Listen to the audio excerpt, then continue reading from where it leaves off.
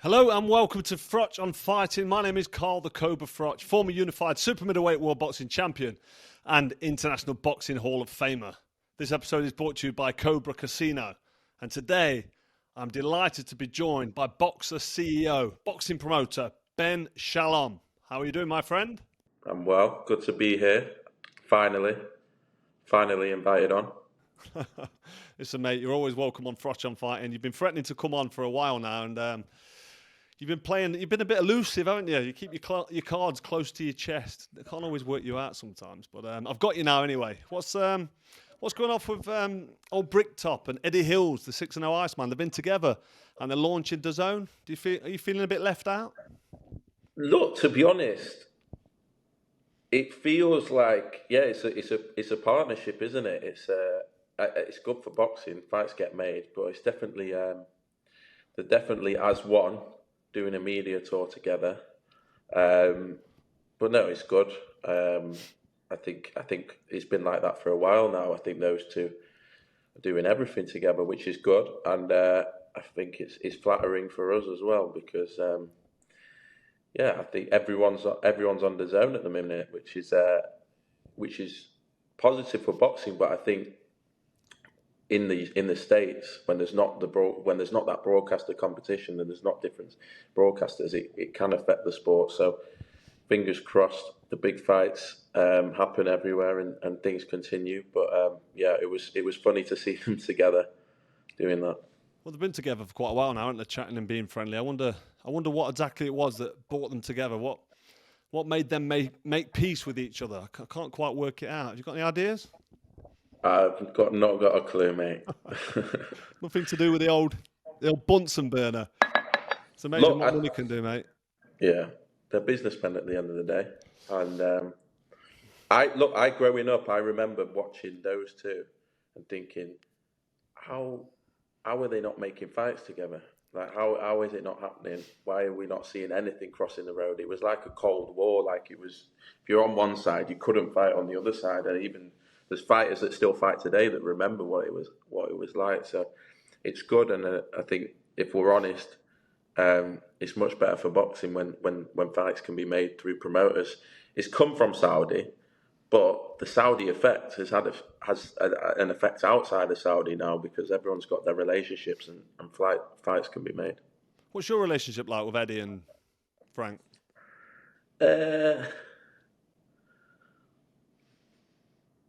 With Eddie, it's a recent relationship. I never spoke to him before making the Eubank Ben fight. And obviously I've been in boxing a while, so I'd never spoken to him. I remember he called me late at night one night about Eubank Ben. And then it started from there. But to be honest, we've got on. I actually think he's all right. I think, obviously everyone's different. And when you're not working together, you think things about certain people, and he definitely did about me. But with Eddie, it's been fine. We have banter and I enjoy it. I think he finds it hard we're the young ones coming up. So I think he finds it difficult, given he was always the one breaking through. I think he finds it difficult to adjust that. I am 15 years younger than him. Probably do think a bit differently to him. Probably I'm from a completely different generation. So for him, it's like an adjustment. But to be fair, it's been fine, and I've enjoyed it, especially on Eubank Ben. We've made a few fights now, and everything's been smooth so far. I got the feeling a little bit it could be condescending, if that's the right word, towards you at times, like the way he talked to you and look at you. But you're almost like, because you're the young guy coming through. What are you now? 31 years old, I believe. Yeah. 31, still very young, and like he was in your 20s when you started. And when he started, obviously Frank Warren, he was kind of treating Eddie similar to how probably Eddie's treating you. So maybe there's a bit of a role reversal switch there.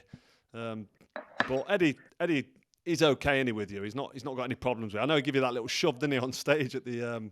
Listen, he was back in, I think that was AJ Dubois. Where do you remember? And he forget the shove. This was the first time it kicked off. And it was definitely different then, and I think Eddie's always got to be king of the castle, innit? So if he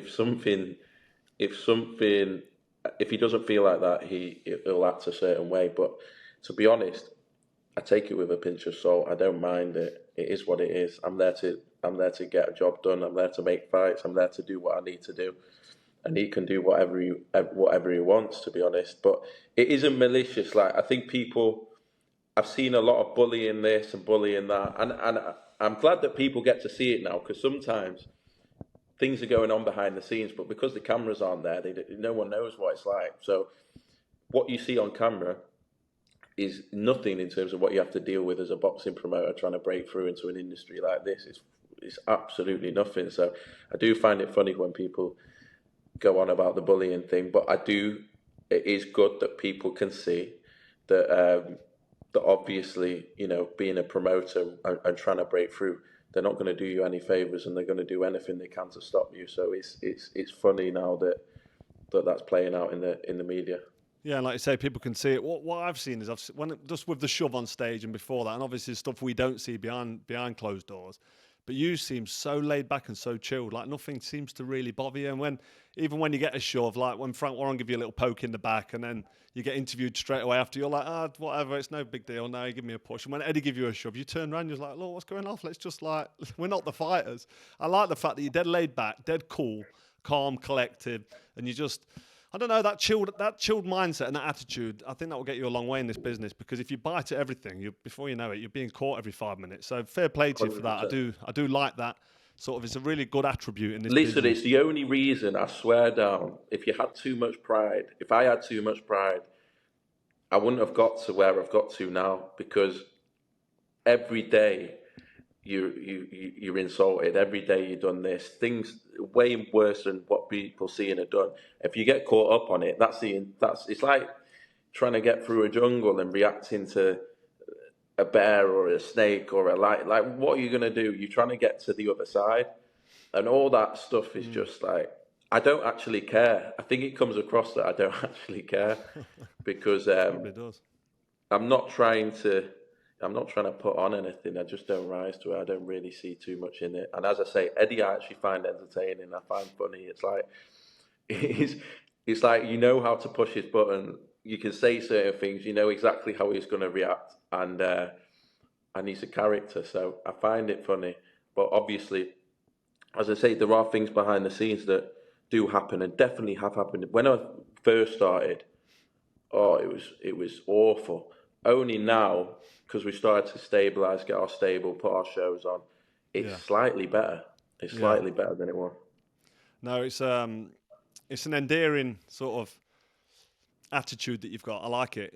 You're chilled, you're smiling, you brush it off. It's like water off a duck's back. And you could respond, you could react, and you could actually get a bit pissed off at times, and you just don't, it must be annoying for them. Kill them with your success and bury them with a smile is a saying I always like. But talking about success and Boxxer, with Sky, are you looking at renewing your contract, or is it confidential? It'd be nice to see you renew it. Do you feel left out that you're not on DAZN? Would you look at going on DAZN? And there's a few questions in there, but how do you feel about that? I think ultimately I do have a lot of loyalty to Sky, and at the end of the day, I've been on 5 Spike, I'd been on BT Sport, I'd done a show on ITV4, and all the way through, I'd done Lab Bible, I'd done Unilad, I'd done everything.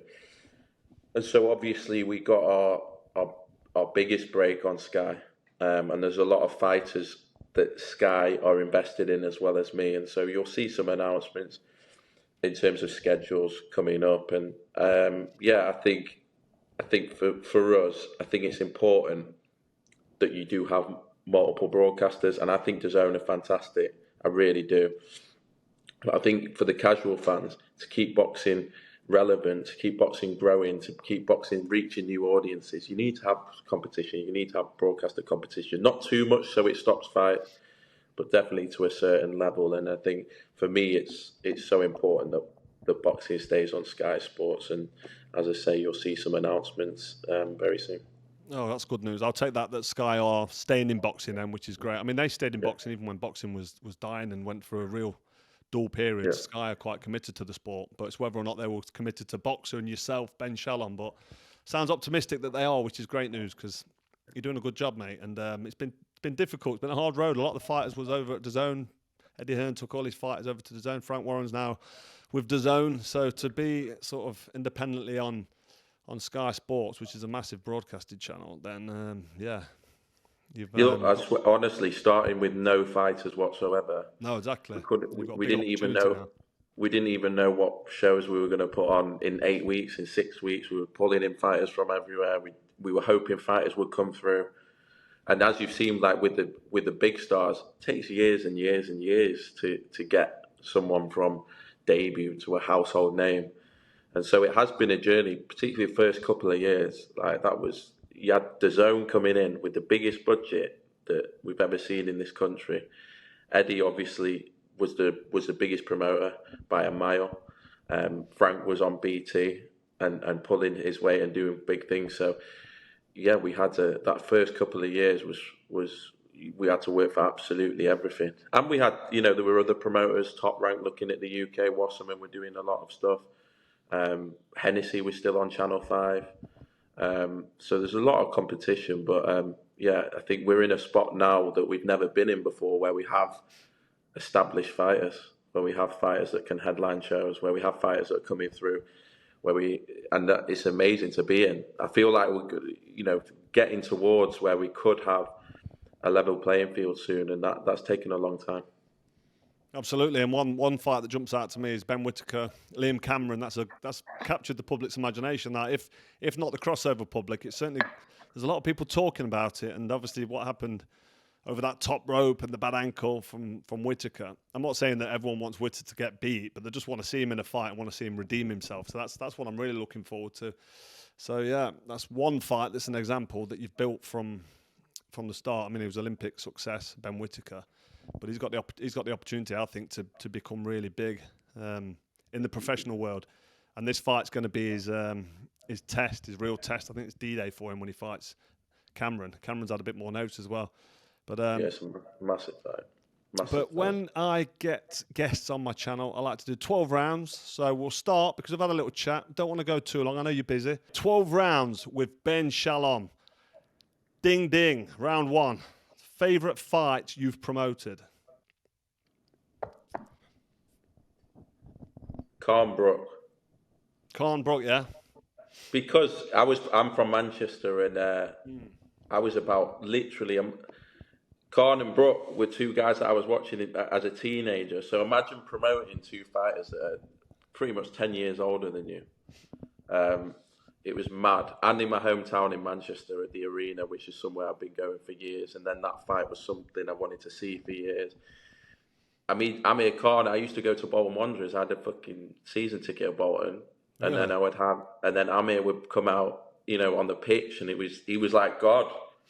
And so to have promoted that fight, and then Kell Brook was genuinely my favourite fighter. It was mad. Like that was the culmination of 6 years work. It's sort of like when I decided to go into boxing and I didn't want to get a job, and I was like, I'm going to do this, and I know it's going to be hard, and I know it's going to be painful and whatever. And to break in, that was the moment that for me justified everything. And it was the atmosphere was incredible.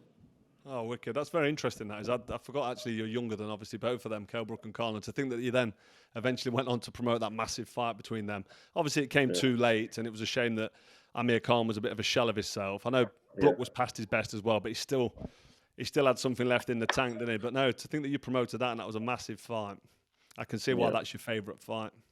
Yeah. Fair play. Right, round two. On a scale of 1 to 10, how much did you shit yourself when Conor Benn charged at you on the pitch? Honestly, I swear down, not at all. Not at all? Look at Eddie's reaction versus mine. You did look chilled, I've got to be honest, because we just talked about your personality. I think I stuck my hand out, which you would do, taking a step back, and was going to crack him. And then I was going to crack him. You didn't stop smiling either, so you didn't flinch. And yeah, Eddie Eddie Hill's And did then look worried. Eddie turned round like the guy in the playground, like he always is, starts pointing and laughing. Anyway, it was funny.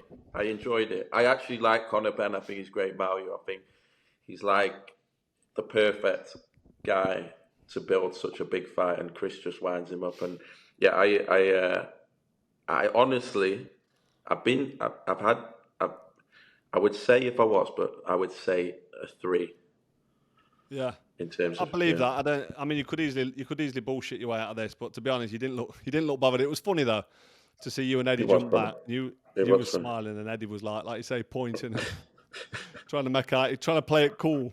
Yeah. I mean, I don't know why you'd think Conor would run for him. When you say about Conor, I agree with that. I think Conor, he blows hot and cold a little bit, but I think he's just a nice kid deep down. I think he's got a big heart. I think he's just a nice young man who loves fighting, but he wants to, I feel like sometimes he wants to be that angry bad guy who people respect and think is from Baltimore, a bit like Gervonta Davis, who's actually from Baltimore, and half of his mates are either in prison or dead. That's Connor's thing is. Connor's thing nice is, kid. I'm going to smash you up. I'm going to smash you up, and that's what he'll It's exciting, though, isn't it? When he gets in the ring, you believe him. You believe it. I know. To be fair, I think he is about that. And look, me and him had that back and forth, and I do believe he's done a lot wrong as well, in some ways. And I think Chris will teach him a lesson. But do I think he's good value? Do I think he's playing his part in one of the biggest fights that we've ever seen? 100%. And deep down, obviously, you know him better than I do. Yeah, well, he's certainly going to go for it, and I think the fight's going to be closer than what I originally thought. I've already given my prediction, I think. What is your prediction? I think Eubank Jr. is probably going to be too big for him. I know people are saying, yeah, but there's the weight, there's a rehydration clause and whatever. I think Conor Benn's a good fighter, and he's going to go for it, and he might, if he catches Eubank the way Liam Smith caught him, and if Eubank's got them jelly legs that he had when he fought Liam Smith. We've seen Eubank Jr. get battered by somebody smaller than him, and we've seen he can fall apart. I know he redeemed himself in the rematch, and he got hit with that elbow in that first one. But the weight for me is an issue. At 35 years old, he's getting on for 36 in now. He's in his 36th year. That could be the undoing of him. And you know Conor Benn's going to be in front of him, coming for him, putting the pressure on him. So it's going to be hard work, but still. It is going to be hard work. Listen, it will be a mad fight though. Because yeah, it'll be good. I can't wait. And I'm making Eubank Jr. the favourite, but I wouldn't be surprised if he gets banged out and wobbled all over the place and just knocks all over the ring. But it's exciting. I mean, to start with, when I heard it, I thought there's not much at stake. There's no world titles. Who cares? He's lighter. He's too big for him, blah, blah, blah. But when you see the build-up and Conor getting smacked around the head with that egg the other day, that's just added to it all. And Eubank Jr. is quality in the way in which he builds stuff and the way he is, his attitude. He gets people watching him. And Conor Benn equally as well. He doesn't do himself any favours sometimes. Like on the Piers Morgan show, there's a few things I was a bit like, fucking hell, keep your mouth shut there. But imagine going up. I mean, you've seen what Chris did to Eddie. It's not easy. It's not easy. And the reality is, I personally, I think Chris has got a lot more left than people realise. I think he's going to do a lot over the next 12 months. Yeah, maybe if he does the weight right. There was a lot of issues around that first Liam Smith fight. A lot. And that's to take nothing away. He was coming off the back of that ridiculous weight cut for the first Conor Benn fight. And it was hovering around above 5'7" for a while, so I know how that feels to be light quite early and take weight off. I mean, I always did the weight well, but on the couple of occasions where I did have to take a bit of weight off in my 30s, you can really feel it. Like you feel it in sparring, you feel it on fight night. You're frightened to get hit with a big shot. I don't want to take as many gambles and risks. I mean, when I fought Groves in that rematch at Wembley, I was out of his way. I stood the ground in the middle of the ring. Every time he came, I punched with him. But when did you fight Groves? What's that? When did he fight Groves? You know exactly when I fought Groves. It was before my time, actually. Yeah. I'm asking the questions. Let's have a look. What did you make of Eubank Jr. accepting Eddie Hearn's £1 million bet on your behalf? Listen, that bet, and I've looked into it, that bet can go ahead between the promoters as a promoter bonus. Really? So for me, Eddie made that bet. Eddie made that offer. Whether we call it a bonus, whatever we want to do, the other one camp will pay the other camp $1 million if it loses, and the other camp should pay the other camp $1 million if it loses. We're on. I'm on. There's a way to do it. I know he's going on about all these rules now that I was sort of reminding him of at the time, but it's perfectly legal. You're perfectly entitled to have a bonus for each camp based on winning and losing. You know, that's been done in fights before. It's been done in fights in the past, and I'm happy that the promoters will be the ones that cover it. So for me, that bet's on, and that bonus is on, and there's no reason why it doesn't happen. And as I say, Eddie stuck it on us, so I'm hoping he'll stand on it. So hang on a minute then, just for clarity. Eddie Hearn, aka Hills, the 6-0 Iceman, called on a bet for £1 million with Ben Shalom that Conor Benn will beat Chris Eubank Jr. Ben Shalom's here now saying he can take the bet. It's perfectly allowed. There's no email restrictions. Nobody from the board saying you can't do it. The promoters can have a bet, and the bonus can go wherever it wants to go. So if Eddie Hearn fancies that bet that he called on for £1 million, he actually can take that bet legitimately. So this is a call out for Eddie Hearn to put his money where his mouth is and to not shy away and to actually be a man of his word and take this £1 million bet, because Ben Shalom is here now saying the bet is on if you want it. No, it's on. Listen, he's made the offer. I accept the offer. Do it as a bonus. So this whole email betting, whatever, is perfectly entitled that if our fighter wins, that the promoter from the other side will pay a bonus and vice versa. It's all out in the open. That's what it is. There's no reason why that can't happen. And does that bet money go to the fighter as a bonus? Listen, he made the bet with myself. So it can go wherever? Listen, I think the easiest way, and I know now Chris wants to bet as well, the easiest way is the two promoters agree that we can do it. I can split it with Chris, whatever. The two promoters agree. So all it is there's a bonus for each camp. Yeah, it doesn't have it. That's all it is. It's like, you know, if you say when you did the deal for George Groves, you could have easily done a deal where one of you earns a bit more or a bit less if you win. A bit more money for the winner. Yeah, I've seen deals like that. So there's absolutely no reason why, if the fighter wins, ex-fighter, and it's my fighter, why we can't receive a bonus from the other promoter. And so for me, the bet's on. It has to be on. It's been put on. And if there's no way out of this, because I actually got my lawyer to go and speak to someone at the Gambling Commission on this.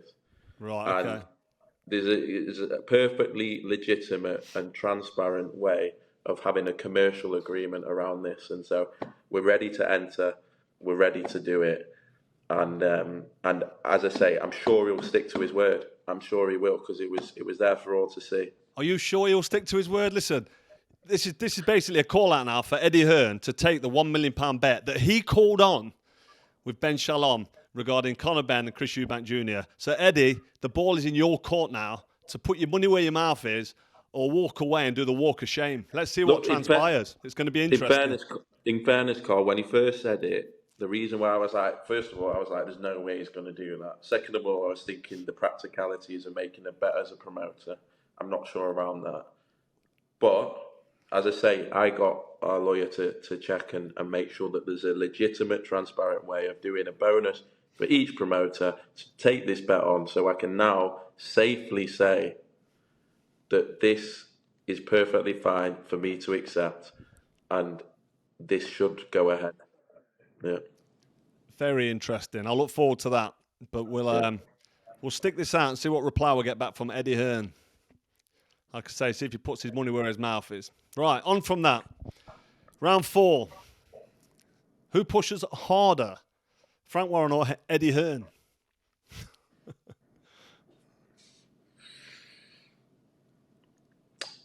I hardly felt both, genuinely. If there weren't cameras there, look, you could see on the Eddie one, I'm spinning around thinking, who's pushed me? The Frank one, I felt vengeance. I felt real hatred, which Really? was a bit, yeah. I thought that was more of a poke in the back, that one, just a bit of a stab in your back. Did you feel that one, did you? Listen, it's not about that. It was more, look, it felt more personal from Eddie. I think is just a crazy. I've said it a few times. He's a balloon, and it all went off, and he's running around like whatever, and he's just pushed. He shouldn't have pushed me, and he should be called in front of the board if we're honest, because it is assault. Yeah. If Chris Eubank Jr. is pulled in front of the board, then both of them should have been pulled in front of the board. But that's boxing. And He was on his back foot when he pushed you. A little bit of a back foot, half-hearted push, wasn't it? I feel like he didn't really want to do it, but he did it because he's got that little bit of fight in him, hasn't he? But he can't fight, can he, for toffee? Yeah. And to be fairness, it was madness on that stage. But as I say, I've always just felt a bit more like it's been a bit more malicious from Frank, if I'm honest. Yeah. I think with Eddie, it's he likes the competition. Don't get me wrong, and I'm sure he does have a nasty side, but I find it hard to take too seriously from Eddie. Yeah. I know what you're saying. What do you make of the $100,000 fine from the board for Eubank Jr.? Oh, it's madness. It's steep, I think. Don't you think? Ridiculous. I think Cash Ali got 10 grand for biting someone. Yeah, $100,000. I mean, it's 100 grand. They've probably means tested it. They've probably thought he's earning a lot of dough. Let's do it on a percentage rather than actually what's fitting for the crime. I think he's appealing, which he should, and hopefully they'll come to a more sensible solution. Especially considering the background to it, and he's not a violent guy, is he? There's no previous history. He doesn't do that. It was in jest. Yeah. And at the end of the day, it's made a big fight massive. So look, I think that was a bit out of proportion. It wasn't that bad. I understand if you're bringing the sport into disrepute and you're fighting or you're throwing tables and chairs, which we've seen in the past, or throwing punches and you're holding bottles when you throw a punch, but to actually slap an egg around someone's face, it was also the back of the head. Yeah, side of the head.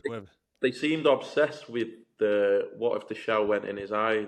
Craziness. Trying to make something out of it. But as I say, it is ridiculous. I think they all know it's ridiculous. As you said, I think maybe they just thought, oh, he's earning so much, let's charge whatever we can get away with. You don't seem to be that bothered by it, Eubank. And with this £1 million bet that might be coming his way, or a share of, if Eddie Hearn grows a set of knackers, that would be a nice little Brucey bonus for him. Right, round 5, we're getting through it. We're nearly halfway there, but we're having a good chat over these questions. I'm enjoying it.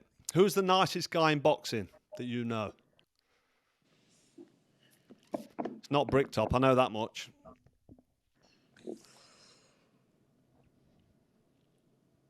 There are some few guys. I think John Wishusen, who you might remember from the Matchroom days. Yeah, I know him quite well. He's a lovely guy. Carl Greaves. Carl Greaves, I used to box with him in Newark when I walked in that club, the amateur club RHP in Newark. There was Carl Greaves and Ishan Pickering, and Greaves, he's a nice lad, and he's obviously training now, still involved in the sport. Yeah, still involved. Greaves there. I used his license on my first show because the board wouldn't give me a license when I was about 22, 23. There's a few. Les Potts at the board. You won't know him, I don't think. I know Les Potts well. You know Les Potts. Yeah, he's been around years, he has. Yeah, there are a few. There are a few. Kevin Marie is a good guy. Yeah. He manages a lot of fight. There's a few. Have you got anyone for the top of the list? Do you know Charlie Giles very well? He's been around years, hasn't he? Yeah, I know Charlie, but I blame him for this ridiculous $100,000 fine. So it's his fault. All right, well, listen, there's a few nice guys there. We'll go with Johnny Wishusen if you want. It's between him and Carl Greaves, isn't it? Yeah. Him and Greaves. Pick one out of him and Greaves there.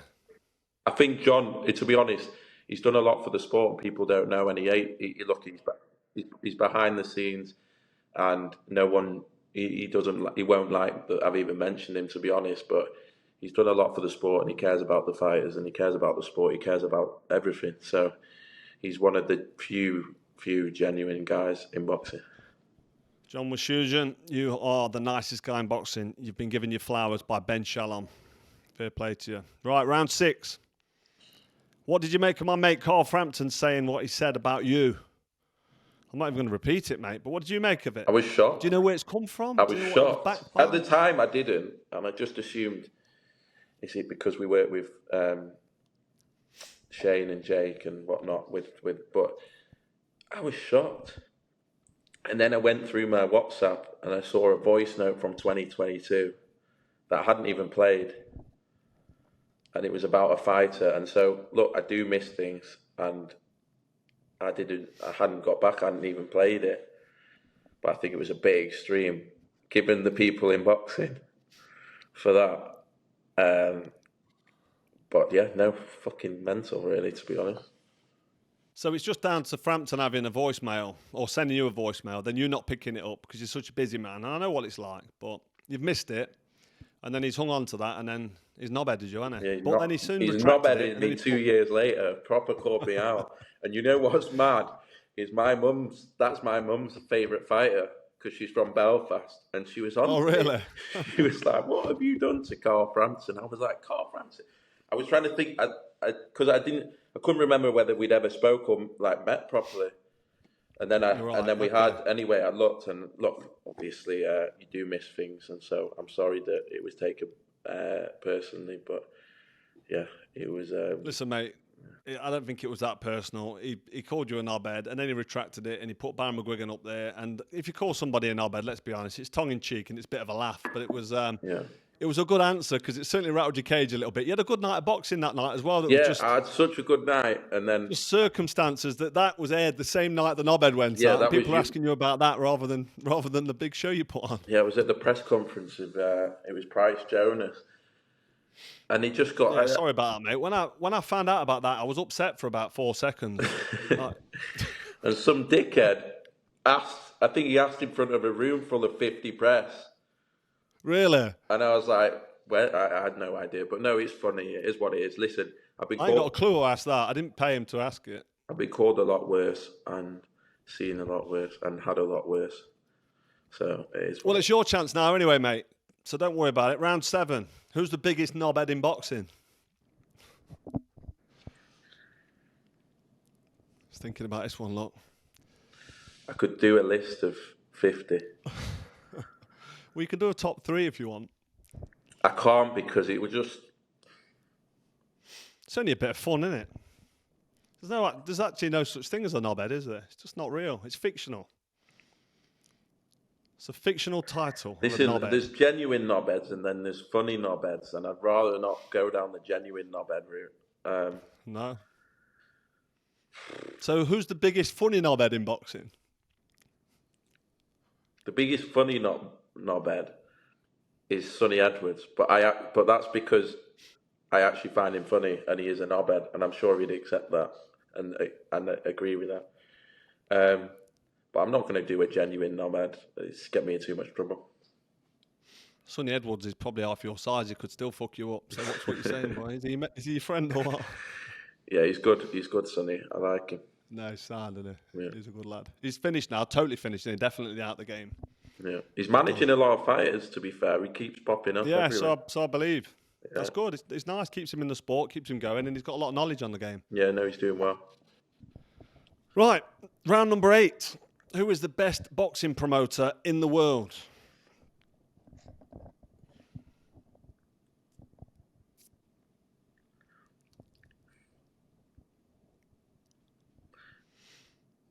Dead or alive? Well, to be honest, probably alive. I think because there's still some old boys. You've still got Bob Arum and Don King still going, and they're about 145 years old, aren't they? Yeah, I think Bob Arum, for me, given the names that he's worked with and what he's done in his longevity, is ridiculous. It is ridiculous. You just like Bob Arum because he absolutely writes off Eddie Hearn.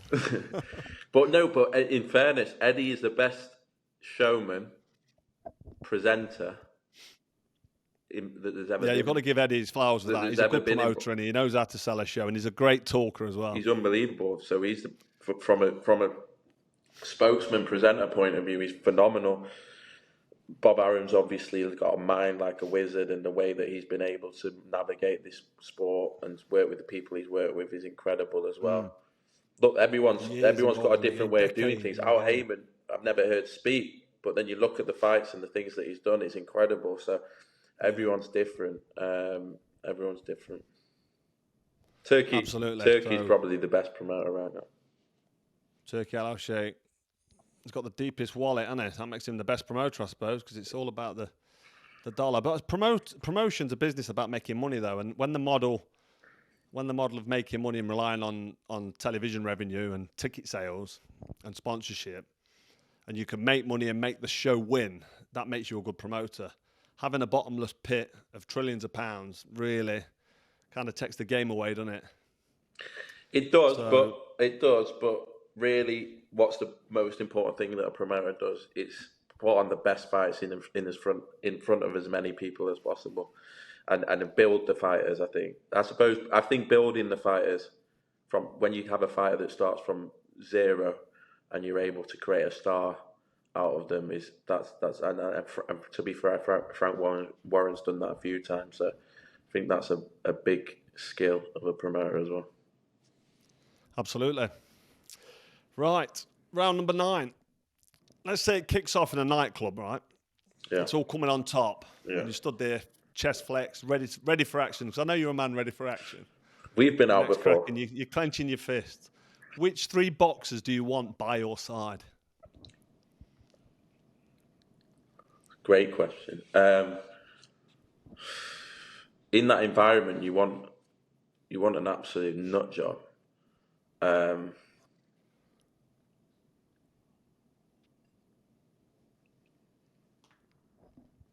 I think Martin Bacoli's in there. I think on the street, Bacoli, big lump, can fight. He'd absolutely kill everyone. I think. Can he still hold a shot though? Yeah, and we'll see that, mate. We'll see that. Don't give me that. Bacoli, I would say Roberto Duran in his day, just because he's such heavy hands and he's small, and so he'd knock you out from anywhere. You wouldn't see it coming. Only little though, isn't he? Sometimes you need a bit of weight behind you. Yeah, but I've got Martin, haven't I? I've got Martin. Yeah, true. And then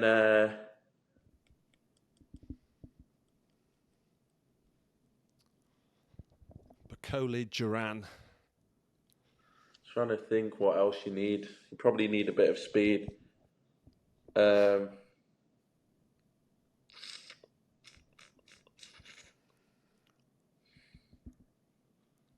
You're thinking about this one, aren't you? You're thinking if it came on top. You know what it is? You know who I think would be really good in a street fight? I think Richard Riakporhe.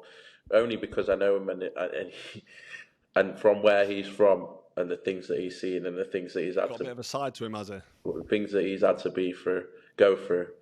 And he's that weight as well. He's like sitting around the cruiserweight, so he's got that size on him, but he's nimble enough, isn't he? Yeah, I think he'd be scary in a. Fair enough. So we've got Bacoli, Roberto Duran, fellow Hall of Famer, and Richard Riakporhe. They're the 3 men that you'd have by your side. Yeah. Just so you know, I've got your back if you need me, mate. But cheers, mate. You know, you're on, fighting mate. days are over. Right, round 10. We're getting there. We're in the championship rounds. Name your top 3 British boxers in the last 25 years. So it's your top 3, not who you think the best 3 are. No, I'm just going to say my favourite. This would be, for me, Kell Brook, number 3. I thought he could have done even more than he did. Kell Brook was really talented, wasn't he? Great timing, top fight. And I spent quite a bit of time around Kell Brook, being with Sheffield and just in that environment and knowing John Ingle and Dominic Ingle quite well. Yeah, I agree. I can see why he was a big Kell Brook fan. But yeah, go on, Kell Brook. Class. I have to say it, and you might not like this one. I thought JC. What? JC, Joe Calzaghe. No. Again, I'm going Ward, aren't you? I'm going my favourite fighters. Yeah, go on. Andre Ward. I'd say David Haye. Reason is. Oh. Why would I not like that one, David Haye? I don't know. I thought you've got such an ego that if I'm putting anyone in ahead of you, I thought you might. Mate, me and David Haye are top mates, and that's a good choice, that is. But just because, again, like, I can only go off who I was growing up with, but Just exciting, mate. Exciting to watch. Whenever David Hay was fighting, you're turning the telly on, sitting there, you're excited, waiting for that ring walk. Same with Prince 100%. Nassim Hamid. 100%. So I could totally get that. And Totally that value web. So hang on a minute. Go on. Who's your top three? You've only given me two. Yeah, I'm getting to my number one. Yeah, go on. I'm getting to Kelbrook, David Hay. And then number one, it has to be, for me, Ricky Hatton. Just because I'm from Manchester. Ricky Hatton, yeah. He helps me get into the sport. He came to my shows for free to be on the presenting pundit team, and that's what boxing is like. So I had this guy he was a hero, and then suddenly he was helping me get into the sport. And I think for him and what he did for Manchester and the career he had was unbelievable. So I'd go Hatton, Hay, Brook. Hatton, Hay and Brook. That, you know what that screams to me? And I'm not saying you are, but that screams to me armchair boxing fan. Yeah, but I think in the sport. You remember who, for me, I remember who got me into the sport.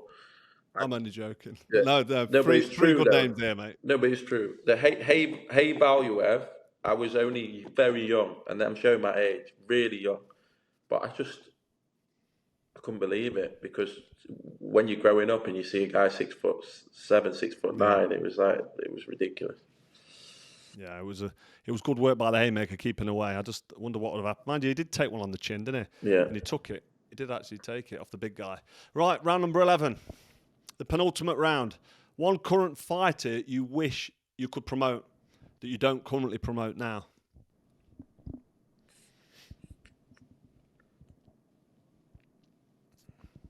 England or USA?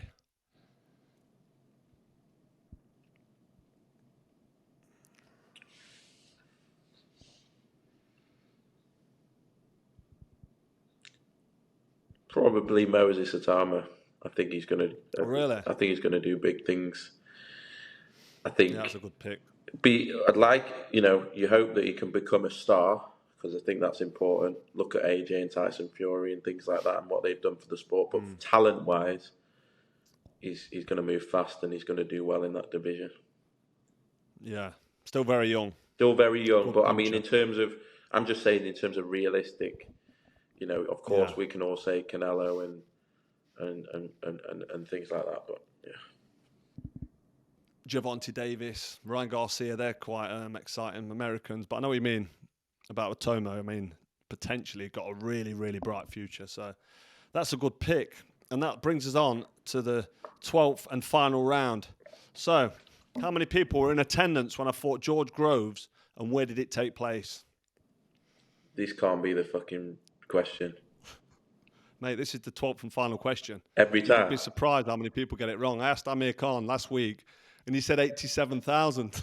And there probably was 87,000 there, actually, because I think there was a few more there than when AJ fought Klitschko. But we won't go into that. Eubank Ben will do definitely a higher grossing gate.